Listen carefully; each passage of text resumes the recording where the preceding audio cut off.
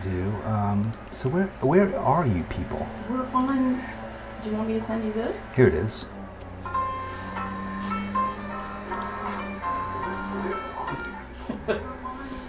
Okay, so we're in sync now. Yes?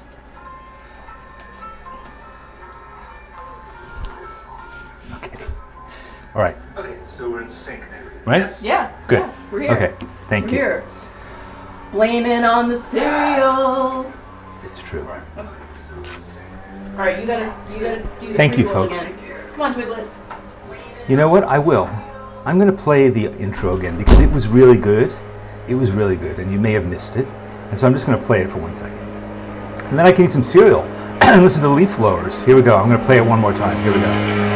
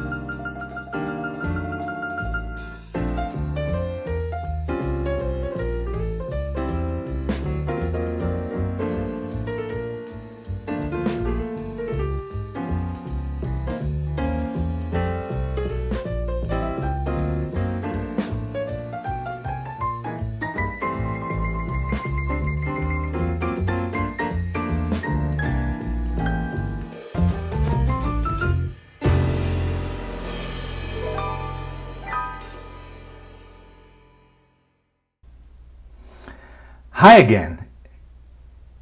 It's me, Danny Gregory. Welcome to Draw With Me again. Thank you for coming again to Draw With Me. And thank you for watching that show again, although I don't need to thank you for that because that was a privilege for all of us to see some incredibly wonderful distorted pictures. So that's from 2 weeks ago when we all drew distorted selfies, and a bunch of folks also drew distorted Dannies. I'm usually distorted, so it wasn't really that difficult. But it was really fun to see. And there's something I think that we all really enjoyed, and we also all kind of felt loose and empowered to, to draw from distortion allows you to just not really worry and to tell that inner critic, you know what, it's distorted anyway, so if my drawing's a bit wonky, that's the way it's meant to be. I'm trying to draw an incredibly accurate drawing of a distortion. So it seemed like everybody enjoyed that and everybody had a good time. Janice is wishing me a happy late birthday. Yes, I had my birthday last weekend and, I managed to get through it. It was tough and it was really fun. I had a really nice time. Our new thing is we have what we call dive-in movies. So we set up a screen outside by the swimming pool and we all float around in the pool and we watch movies. Oh good, here comes the leaf blower. He'll be done in a minute. So anyway, we watched a movie and fought off mosquitoes. It was really fun. Wow, he's really having a hard time there. Okay, so for those of you who found your way here, thank you for doing that. We had a minor technical hitch. That's kind of our style in general at Sketchbook School, but also very specifically at Draw With Me, is to have, techno hitches, no matter how much preparation I do, no matter how early I get up, no matter how much I think about stuff in advance, invariably there's things that happen, so whatever, it's fun. That's part of the fun of it.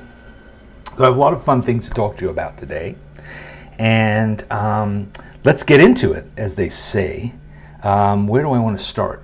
I'd like to start here, I think, which is, I just want to talk about From Photo to Fabulous, which is our next workshop coming up. You may or may not have received news about it. If you haven't, it's probably because you're not on our mailing list. But Photo to Fabulous is a brand new workshop that's going to be coming up in only a couple weeks. And it is being led by Chris Kaler, incredible illustrator, works for the New York Times, for Harper's Magazine, for Marvel, for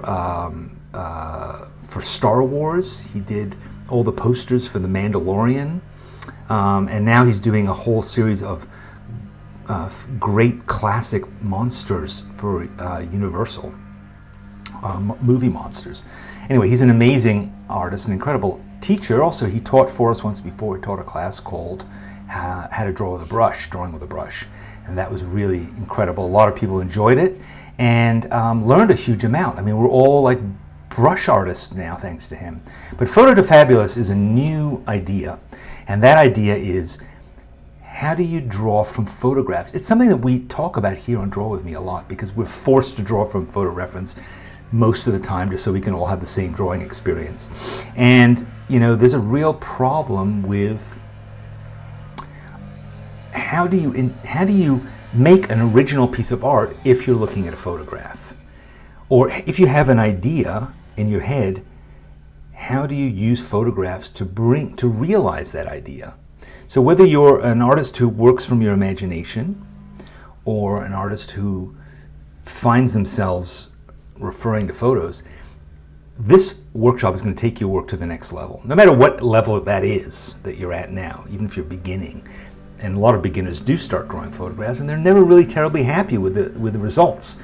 And so this is an opportunity to learn from one of the top illustrators in the world how to actually do it in a really great way, and also how to use brush pens on the next level too. It's kind of the next incarnation of this whole brush pen business that is really, really great. And we flew Chris here to Phoenix, and we filmed it here, and so we could really, it was such a pleasure because it was fun to actually have a chance to work with him in person.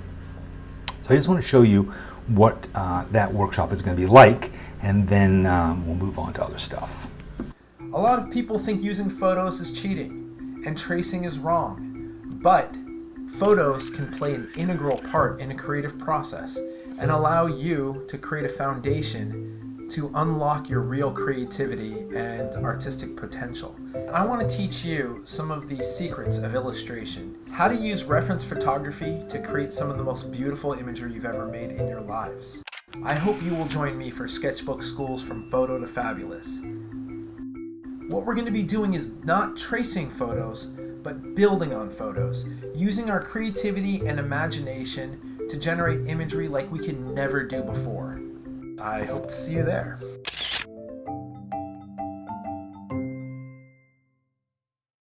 All right, so that's just a tantalizing little hint of what this workshop is going to be like. I think it's going to rock your world. I really do. It's going to be something that you're going to use in lots of different ways. And he's going to show you what professionals do, you know, how they get these incredible images. And he said a really interesting thing to me. He said, if you draw from your imagination, your mind, your imagination is just reference, but it's not terribly good reference. So you imagine a monster in your head and you go, okay, I'm going to try and draw that monster. But your imagination is not great. Your imagination doesn't know how to light something. Your imagination doesn't really understand proportion. Your imagination can't, put that monster in a three-dimensional environment, all those kinds of things. And that's what illustrators do. Chris literally builds three-dimensional digital models to draw from. Yeah, you're not going to have to do anything like that. It's an entirely analog class. It's all going to be working with your hands, but it's going to be really amazing. And if you're a Spark member, of course, you will be joining it for free. All workshops are free for Spark members. You'll get an email about that if you're on our mailing list. Okay, so that's pretty exciting. And so what I wanted to talk about today is, okay, I was inspired by something. I want to show you what I was inspired by, which is something pretty cool that I just got. And it is this. It is this special watercolor book that I got from Hahnemühle. It is toned watercolor paper. Never heard of that before. Toned watercolor paper. So in other words, it is, and look, here you can see, this is, here, let me show you, this is what white looks like, and this is what toned looks like. So slightly gray, really cool, really interesting surface.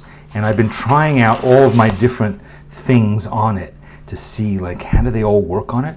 I have to say, it's really nice, and it's textured from both sides, which is so great in a sketchbook. So often that isn't the case with watercolor paper. You can really, it's basically designed to be worked on with one side. This, you can use both sides of each page.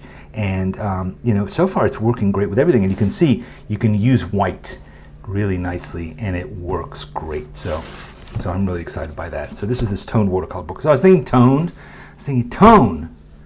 What are we going to draw if it's toned? Like, what's going to be the subject? So of course, you don't all have to have toned paper. You probably don't have it yet. Maybe you'll go and order it, and there's instructions below on how to get this Hahnemühle toned watercolor book. But so here's what I was thinking. Tony the tiger. I started thinking about Tony the tiger because I think it's sort of an interesting creature, and I've been drawing cats, as you know. I'm slogging, dragging my way. I'm on the home stretch between third and fourth base on my 100 Cats project. You may or may not remember that about, God, it was 3 or 4 weeks ago, I did some disastrous cat drawings, and I punished myself by saying you must draw 100 cats. So I'm working my way towards that, and then I thought, well, tigers are cats, so maybe some of my cat knowledge that I've been acquiring will be helpful to do that. That is what we are going to do today. So our focus is going to be on tigers. You can choose to work on Tony or not, but as I was looking at Tony and I was thinking about it, I was thinking about tigers in general and tigers as characters, right? For a long time, particularly in advertising, and as you may or may not know, my background is in advertising, animal characters were really pretty much of a standard thing in advertising. Now we kind of have the Geico gecko and not many other critters like that, but there was a time when every brand was represented by some cartoon critter or another. But tigers in particular, tigers are I think really cool animals, really interesting animals. And that, of course, Tony made me think of this guy. You know, this is like it was Esso that became Exxon Mobil, put a tiger in your tank. It's kind of a similar sort of kind of tiger. You know, I don't know what the relationship was between the two. This tiger, I do know, historically, I do know that this tiger probably predates this one. So yeah, and this I think is probably long gone. Although sometimes they use a tiger's tail somehow in their advertising occasionally. Or maybe that's just my fantasy. Anyway, and thinking about other tigers, this is Shere Khan. Remember Shere Khan from the Jungle Book? And I just love that character. He was like very kind of snarky and cynical. I'm not sure who the voiceover was in the original. I think Jeremy Irons maybe played it in a later one. Was it Jeremy Irons? Or was he in The Lion King? Anyway, but yeah, so thinking about this character, again, a very different kind of a tiger, right? Haughty, totally different proportions to the face. You know, this one's kind of cute. Hey, Peppy, hey there.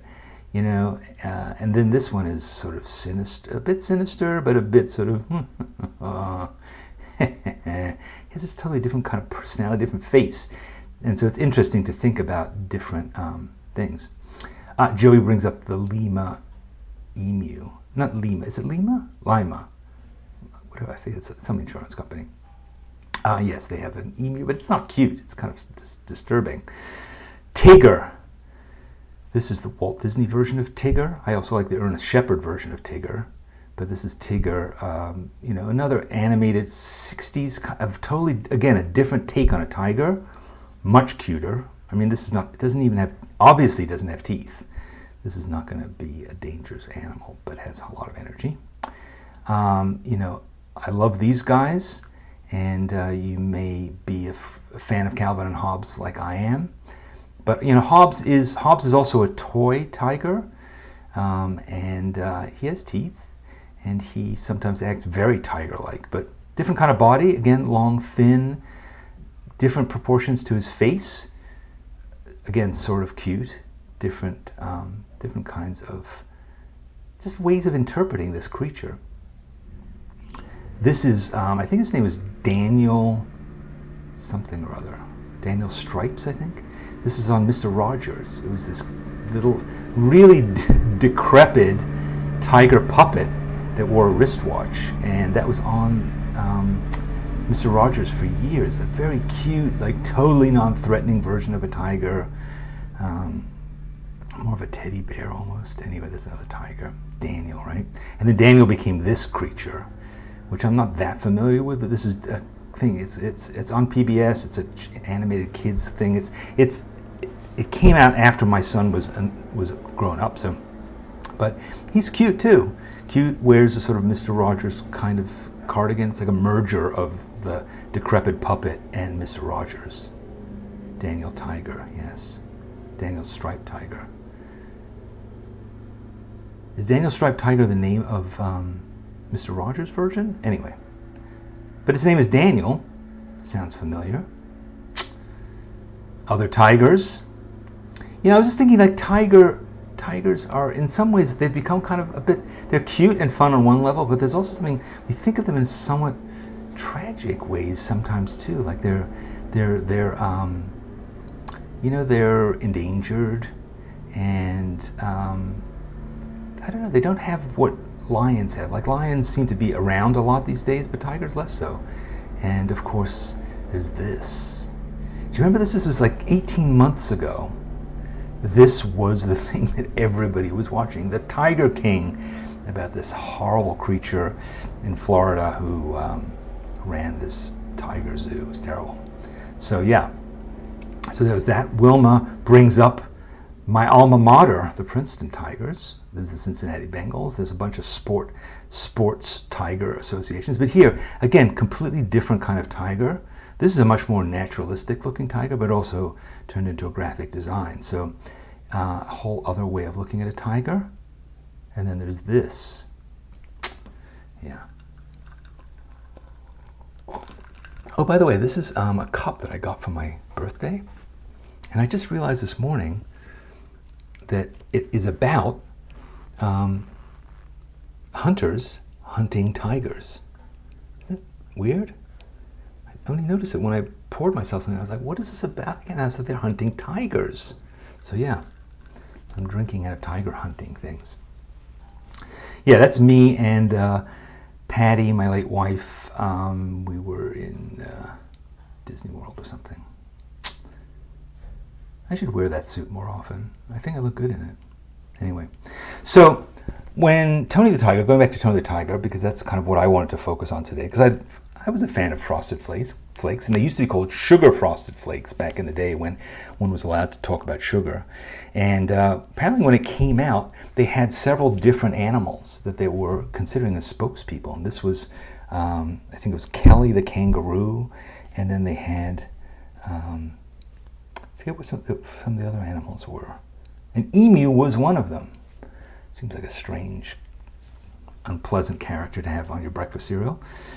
I mean, at least kangaroos are cute, but this is the winner. It became this guy, Tony the Tiger. So this is in the early 50s, I think 1951, so like 70 years ago. So almost all of us probably had Frosted Flakes in our background. We may or may not have been allowed to eat them. I don't know that I was. I think it was like one of those special treats that we got occasionally. So there, people are asking about that strange picture, and Patty, yeah, Patty was in a wheelchair, so that's why she's short. So yes, so Tony the Tiger, and this, I thought this is an interesting approach too. I like this design. It's not what we think of as Tony anymore, because he kind of changed over time, and he went from being this character to being this character. You can see he's like the proportions of his head changed. The big difference, I think, also was, look at how his body changes. He goes from being kind of like a regular tiger standing up to being this really bulked up, macho looking guy, right? With a big chest and a slim waist, This is the evolution I found of it, 1951 all the way up to 1990 when he became this kind of three-dimensional creature. I remember the ones that here represented by 1978. That's the kind of the ones that I remember, I think, because that's probably like when I was a kid, and that was sort of the look of it.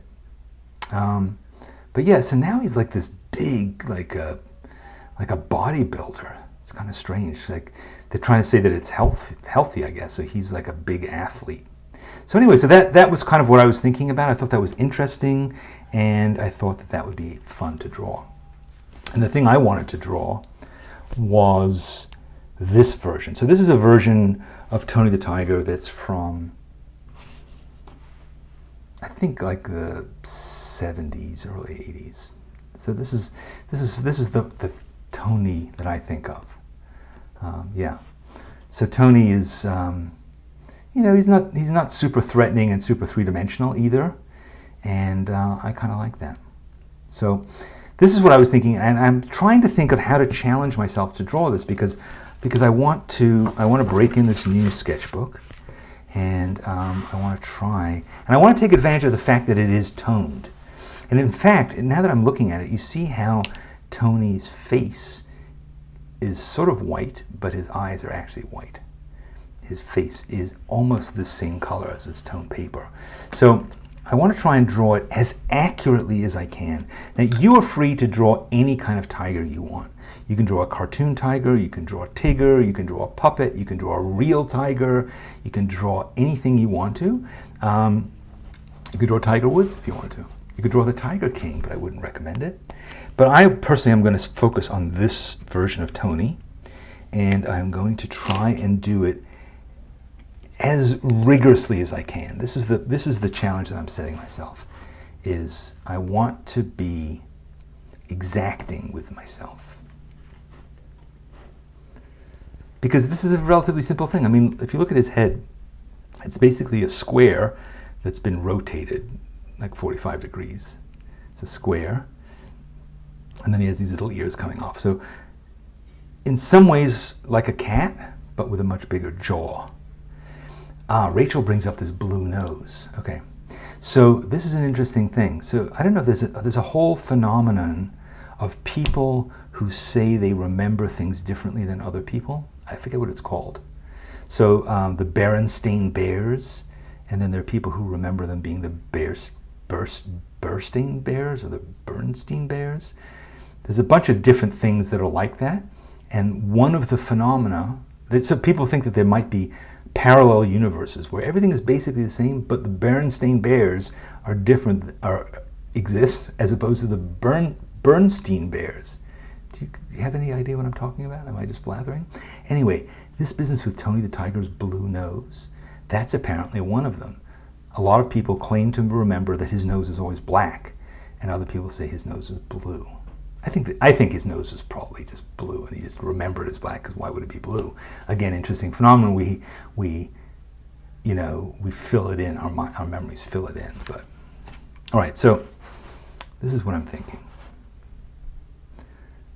and I want to try and push myself if I can. I don't want to set too high of a set of expectations here, but I do want to try and do a good job.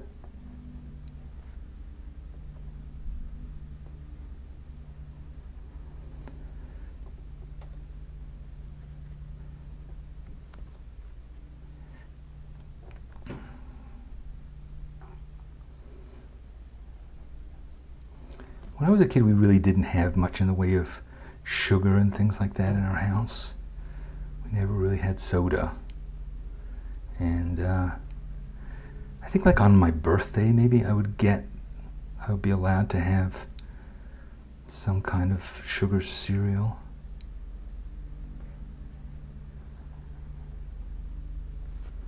Frosted Flakes, Sugar Smacks.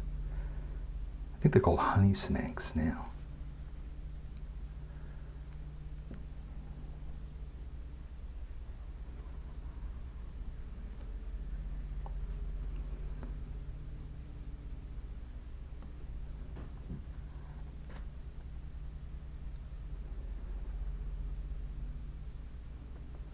Sorry, it's taking all my powers of concentration to do this. It's actually much harder than it looks.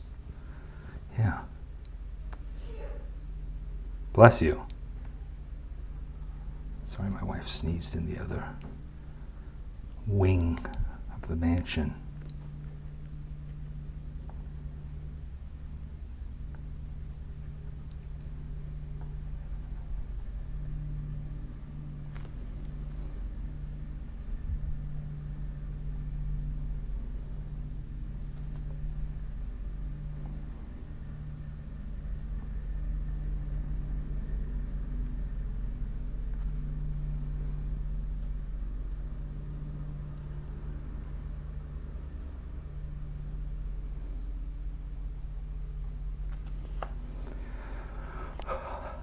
My breath. I'm really.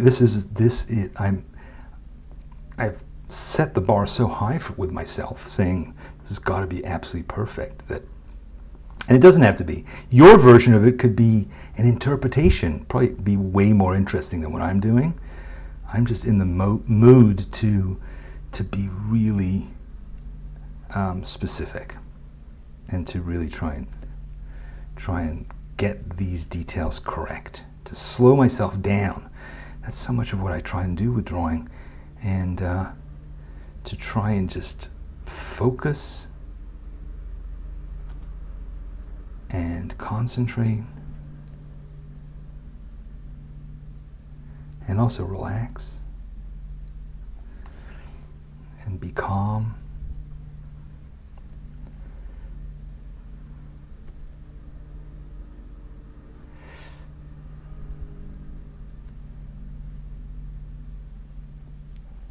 It's what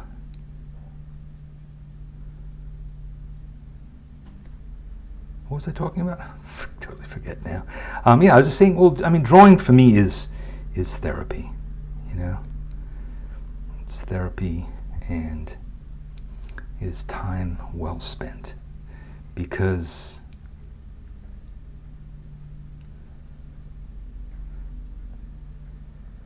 I don't know about you, but life gets stressful.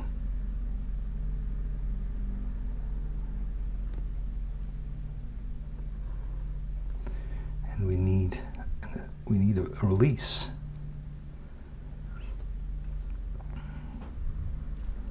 People are always writing to me and saying, you know, I feel so guilty when I stop to make art. And maybe you're feeling that way about coming even to draw with me. Like, oh God. I really don't have the time. I should be doing X, Y, or Z. And I understand that. Or you feel like I have things to do for other people, and I don't have time to do this for myself. But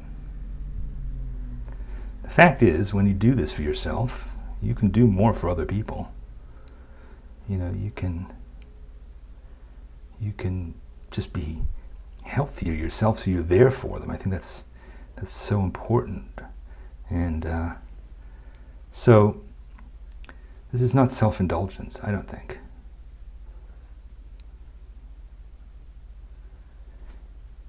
It's like getting exercise or all the other things that we're supposed to do for ourselves.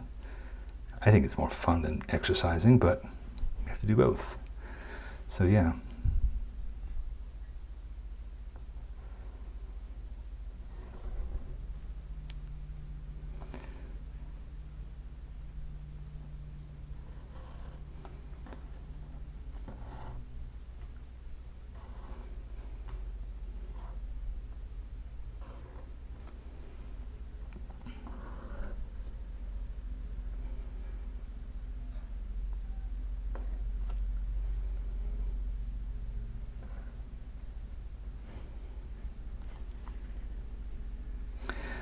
I've noticed that I've made his nose much narrower than it should be. That's been my one mistake so far, my one glaring mistake. It's going to change his personality. This version of Tony also seems a bit more, it's kind of more hooded eyes. I don't know if it's just this particular image of him. He doesn't have that like bright-eyed and bushy-tailed look that he sometimes has in some of the other ones.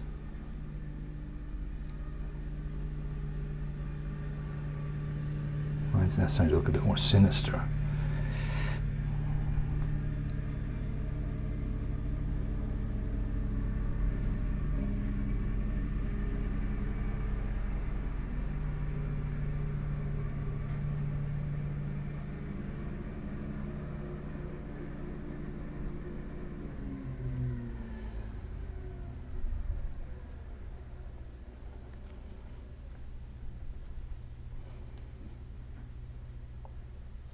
Yeah, he's more sinister. A tiniest little change in expression just makes him feel different. So now I've reached that point that maybe you've reached in your drawing life where you've made a mistake that you now feel ruined it. You ruined it, and so you kind of just have a kind of a to hell with it attitude. Don't have that attitude. There's still a lot of great things to be gained from a drawing that's just not quite perfect. It's still got its flaws. It's not perfect. I think my Tony just has his head rotated a little bit more than the sample. So now, okay, so I've got that base, I've got the basic Jim Jam done. And now I want to think about what I want to do with this. Let me drink some tiger hunting juice first.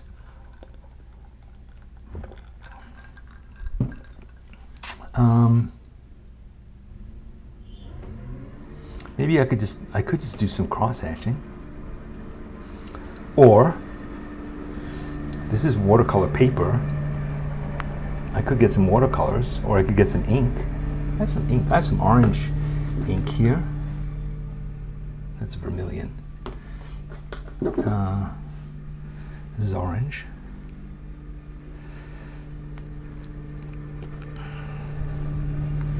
But maybe what I'll do first is I'll make the black parts of it. Should I do that in ink too? Yeah, I'll do that in ink too. I was gonna kind of go in there and put some texture in the stripes, because I kind of like the fact that this original piece. I think this is probably an animation cell. It looks like.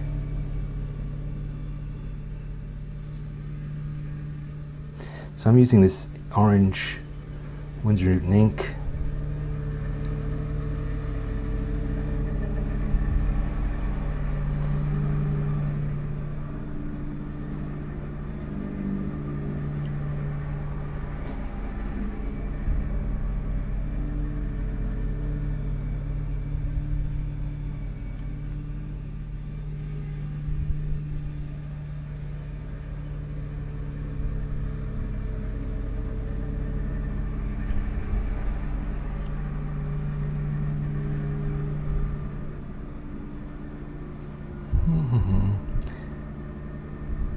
Sorry, I'm holding my breath while I do this. That's why I'm not talking, because I'm literally holding my breath. I keep realizing that I'm holding my breath because I'm just like, oh my God, I got to do this perfectly, which is absolutely ridiculous.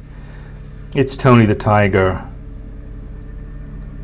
Doesn't have to be perfect. It's Tony the Tiger. It's not going in a museum. It's not going to get graded. It's not going to be on the final. It's Tony the Tiger. It's Tony the slender-nosed tiger. I have a friend, Prashant Miranda, and he was telling me about some time he spent in India. He's originally from India. He's Canadian now, though, but he was in India, and he was sitting in a forest by some beautiful old ruins, and he was drawing the ruins. And as he sat there, two teenage tigers walked out of the forest. Talk about holding your breath. And then their mother came out too. I think he took a picture of them from far away. They weren't, but they came relatively close to him. These are wild tigers, not in a zoo, not in a preserve, just in the jungles of India. How cool is that? Fortunately, he didn't get eaten. But really, I mean, that is nuts. Nuts. Talk about Tiger King. What did I just do with that brush? I heard it. So yeah, so now I'm going to use some India ink. Speaking of India, seems appropriate. A little bit of Indian ink here.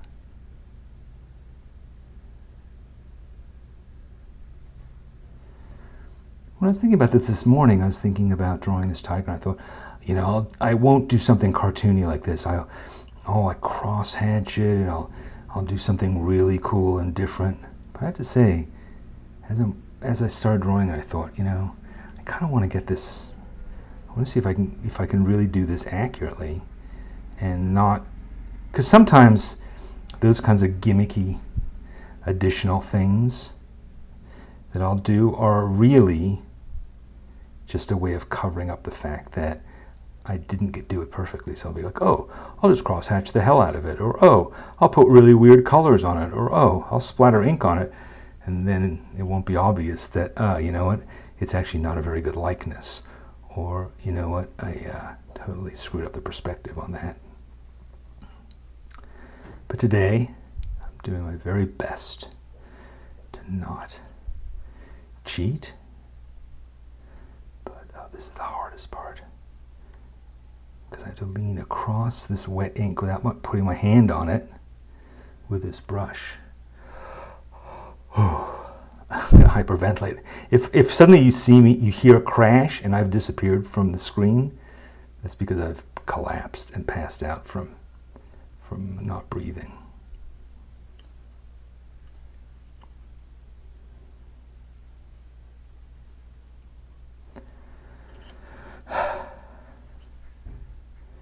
This might be the most challenging drawing I've done for a long time, which is kind of sad. Oh, you know what I'll do? Turn the paper. That makes my life a lot easier.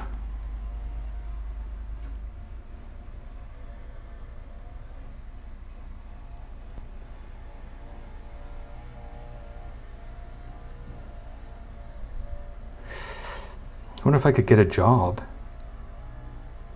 working on the Frosted Flakes account now. I wonder if that's a thing. If you work at, I guess it's Leo Burnett, if you work there on this account, do they say to you, okay, well, before you proceed, you're going to need to accurately draw Tony the Tiger. And then you'll be hired to work on the account. You'll get to make commercials. Tony the Tiger. I don't have the right red, and I really want the right red, so I think I'm going to end up using this brush pen because it's closer. None of my inks are exactly the right color. I can't be bothered to mix the right watercolor right now.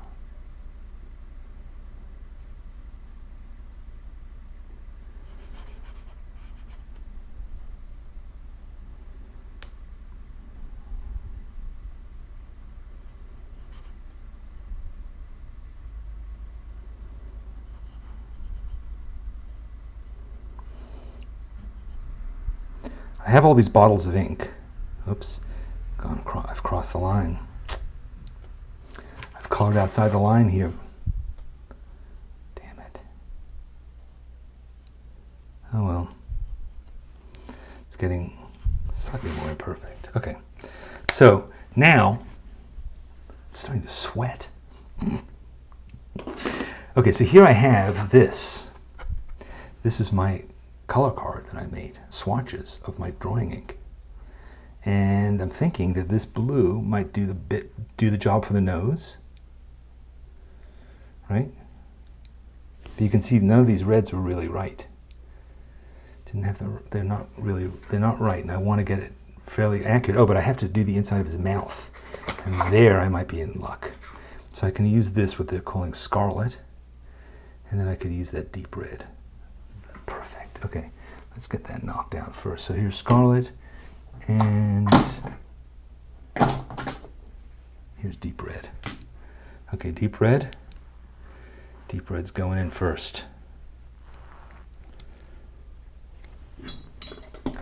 If I can. You have to have really strong forearms to be an artist. I don't know if you knew that, but yeah, opening bottles of ink. It's a proper workout. I feel like I might have strained something just now. Pulled a muscle, opening deep red ink.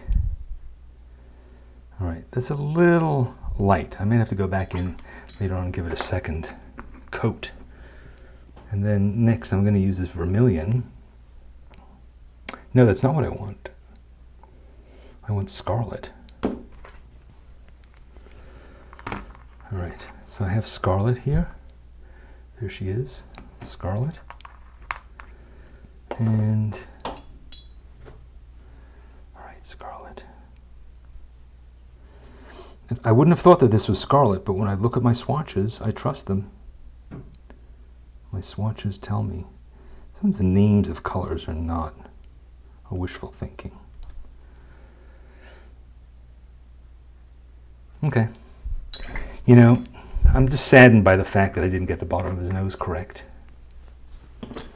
Saddened. That's probably the right word. I'm not upset. I'm not disappointed. I'm saddened. Saddened by the fact that your nose is the wrong shape.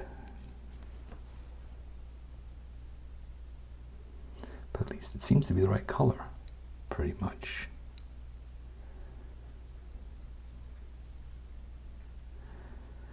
Okay. Still holding my breath. I'm working with this really small brush. That's part of the reason. You know, trying to be really careful and delicate.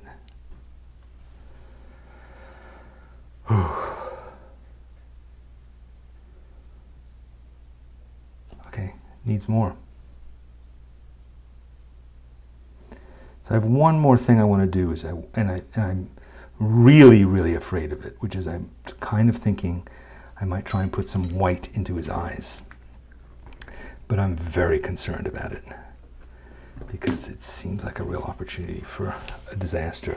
So what I'm going to do, carefully, because I don't want to ruin that, is I'm quickly looking back at my colors, and I have some white ink that I think is going to work. So white ink is a toughie. It's tough. It's tough to find a white ink that you really like. I've gone through a lot of them. Quite like the Winsor and Newton white. It's quite good. Use gel pens. Man, maybe I should just use a gel pen. I'm afraid. I'm really afraid. I think I'm going to use a gel pen. Although that may be bad too. This is the opportunity where I humiliate myself in front of you once and for all. All right. Can barely see it. Can you see it? Yeah, you can sort of see it, right?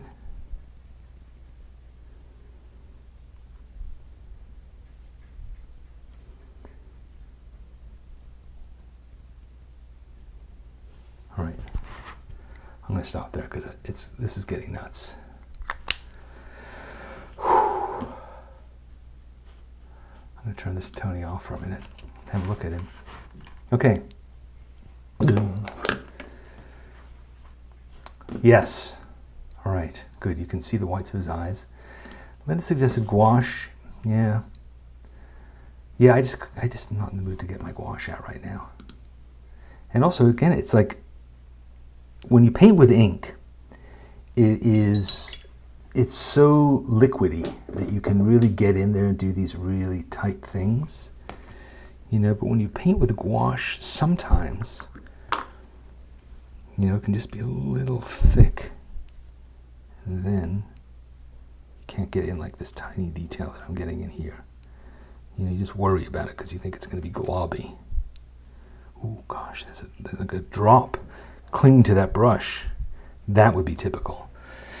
If just as I was finishing up, a glob of ink splattered on it. But yeah, okay, I'm done. I'm definitely done. Whew. God, that was hard. All right. So, what else do I have to tell you? Can you add water to those inks to lighten them up? Yes, absolutely. They are. I think I'm not sure if they're water-based exactly, but yes, you can totally, and you can mix them with each other. You can mix a whole bunch, and I'll sometimes do that.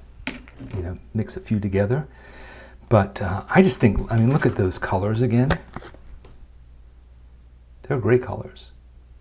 Really good colors. Those are Winsor and Newton drawing inks. All right. Okay, good. Thank you. Thank you for reminding me to breathe. This is pathetic. Pathetic. I missed the line on his left ear. My God, you sound like that voice in my head, but you're right, I did. I forgot. I didn't get that. God damn it. I didn't get, there's a little line, like a little hair in there. Yeah. Stop. This is exactly how you end up ruining it. Like I'm thinking to myself, like that little line right there, that little line on the eye. I have to go in there and fix it. And I have to go in and get that gel pen to really fill in the whole thing. This is not the kind of drawing I do a lot for obvious reasons, in part because I don't want to collapse, but also because, you know, I generally try and be looser and more shooting from the hip and stuff like that. Today I just thought, I know, how hard can it be? Okay. JJ's reminding me that I wanted to give this sketchbook away. And I've already decided, rather than doing a lottery, I've decided who I want to give it away to. I want to give it away to a person who, when I started talking about my cat plan, was working alongside me and has done a huge number of cat drawings too. And that person is Thistle, you know who. Thistle, I hope you're still there. But I would like to send you this tinted watercolor sketchbook because I think that you've been working really hard on it and you've been having a rough year, and I thought it would be nice for you to have this and to try it out to see how you feel about it. Now, if you're not here anymore, I'm still going to send it to you. But yes, I think that would be nice. Yay, Thistle. All right, well, maybe she is gone. But my gesture, nonetheless, is complete. So yes. Oh yes, there she is. Good. Thank you. I'm glad. And that will be fun. So I'll ship this off to you. So here's what else I wanted to talk about. I wanted to talk about something cool that is happening this week, which is John Muir Laws is joining Spark, joining Sketchbook School Spark. John Muir Laws is an incredible nature journalist. He is knows more about plants and animals and trees and rocks and all that stuff than anybody I know. He's also an incredibly good teacher.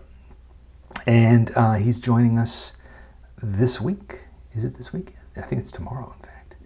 He's going to be joining us. So I thought it would be fun to have a look at one of his sketchbooks. Let's do that. This is our weekly sketchbook tour brought to you by Winsor and Newton.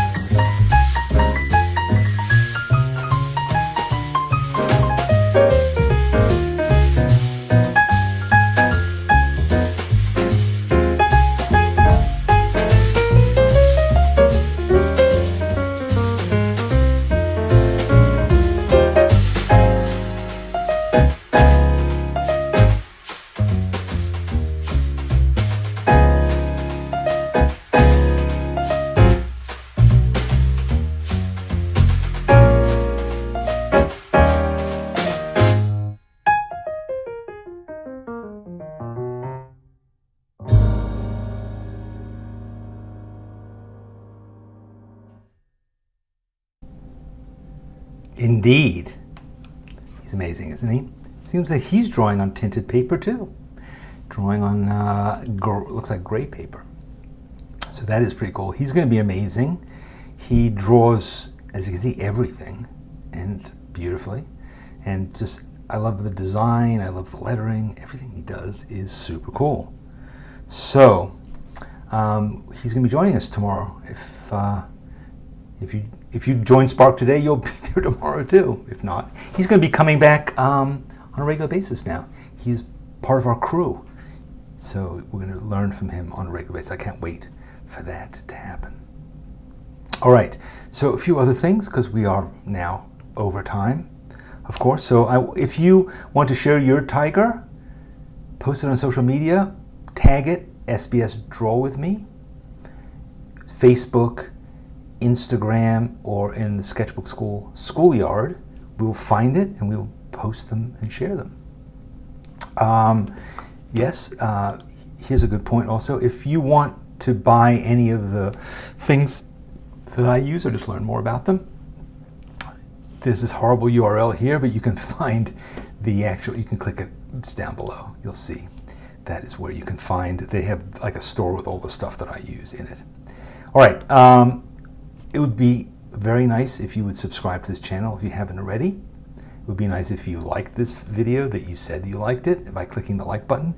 By doing that, you encourage the all-powerful YouTube/Google algorithm to share Sketchbook School videos with the world, which means that more people will learn to draw, more people will feel like they are artists, and the world will be a much better place for it. So you can accomplish an enormous amount by just clicking on the subscribe button.